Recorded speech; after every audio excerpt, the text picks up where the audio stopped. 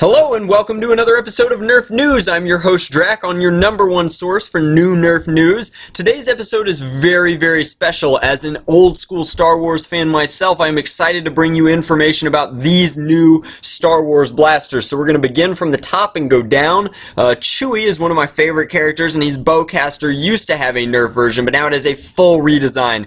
Looks to be very similar to the Diamond East. I guarantee you it'll be getting elite style, cross-bolt style ranges. Seems to have the single shot action with dart storage down below, but will be a great replica. Looks very close, much better design on this one, and the performance will match. I can't wait to play in the SE&C with this Bowcaster. I think it's going to be awesome. We have a guy with a Wookiee suit. It'll be great. Now, that said, the Rampage, which is the elite version of the old school Nerf Raider, seems to have a first order Stormtrooper blaster. This is the deluxe blaster, which will almost certainly mirror those Rampage internals. I expect slam fire. The grip looks comfy. The redesign is sweet in every single way. I think that that's going to be great.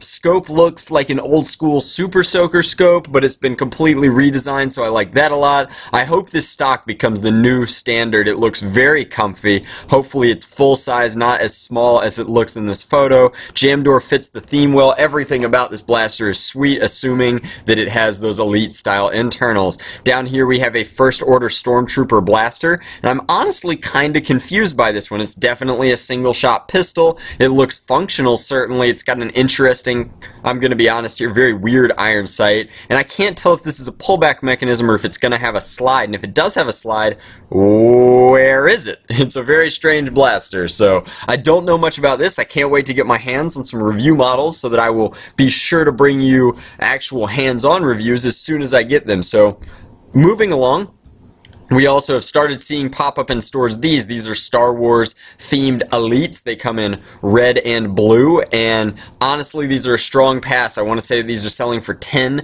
United States dollars, and you only get 18 of them. You have to be the absolute biggest super fan to need these special branded Star Wars darts. If I ever got my hands on these, I wouldn't open them. I'd save them as a collectible, and darts are meant to be fired at opponents, so I won't be picking these up. I think these are a strong pass. You can get way more regular elite darts for that amount of money than 18, so I'm not particularly excited about these for the completionist collections out there, and I know you guys exist. These are going to set you back 10 bucks. Go nuts. Here's another photo of the Bowcaster on a shelf. Looks like it's going to be retailing for $24. I'm not sure if that's a final retail price there. It's up in the air. This was leaked at an exchange store, so the prices could be a little bit weird.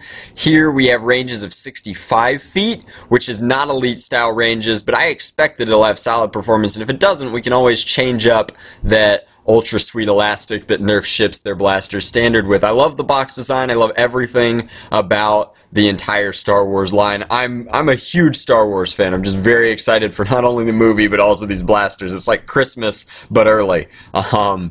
And then, of course, no line would be complete without this. This is our Millennium Falcon blaster. It's designed to be a battle action Millennium Falcon, so it's supposed to be a toy that you play with, but it shoots Nerf darts, so it's super relevant. And this kid just has no idea how excited he should be to have a Millennium Falcon blaster. I will allow this at my wars as both a shield and a blaster, because it's awesome.